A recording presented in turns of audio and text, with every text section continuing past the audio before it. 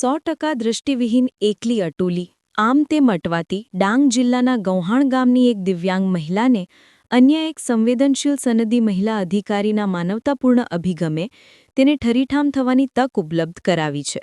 વાત છે ડાંગ જિલ્લાના અંતરિયાળ વિસ્તારના સુબીર તાલુકાના ગૌહાણ ગામે રહેતી અને 100% દૃષ્ટિવિહીન દિવ્યાંગ મહિલા શ્રીમતી સુનીતાબેન રમેશભાઈ સૂર્યવંશીની કે જેઓ જમીન વિહોણા હોવા સાથે બિલકુલ નિરાધાર અવસ્થામાં વર્ષોથી ગૌહાણ ગામે વસવાટ કરી રહ્યા હતા.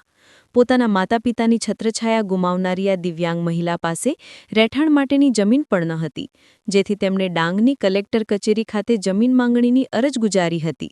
સદનસીબે ડાંગ જિલ્લાના પ્રશાસનિક વડા તરીકે પણ એક સંવેદનશીલ સનદી અધિકારી સુશ્રી શાલિની દુહાન કલેક્ટર તરીકે ફરજ પર હતા, જેમની સામે આ જમીન વિહોણા દિવ્યાંગ મહિલાની અરજી આવતા તેઓએ ખૂબ જ માનવતાવાદી અભિગમ અપનાવી ત્વરિત નિવાસી અધિક કલેક્ટરશ્રી, પ્રાંત અધિકારીશ્રી, સુબીર મામલતદારશ્રી સહિતના મહેસૂલી સત્તાધિકારીઓને વિશેષ સૂચનો જારી કરી જમીન ફાળવણી હેતુસર કાર્યવાહી કરવા જણાવ્યું.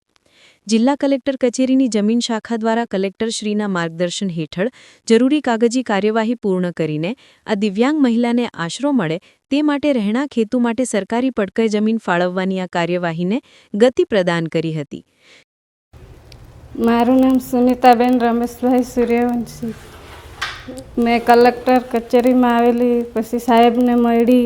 મારું જીવન ભટકતું એ ગામમાં બીજા ગામમાં રખડતી હતી. પછી કલેક્ટર સાહેબને મળી, પછી જમીન બાબતે અરજી કરી તો સાહેબે મને જમીન ફાળવી આપી છે. તો કલેક્ટર મેડમનું ખૂબ ખૂબ આભારી. આ ગામે પેલી ગામે ભટકતું જીવન હતું, હવે ભટકવું નહીં પડે. મેડમ શ્રીનું ખૂબ ખૂબ આભાર.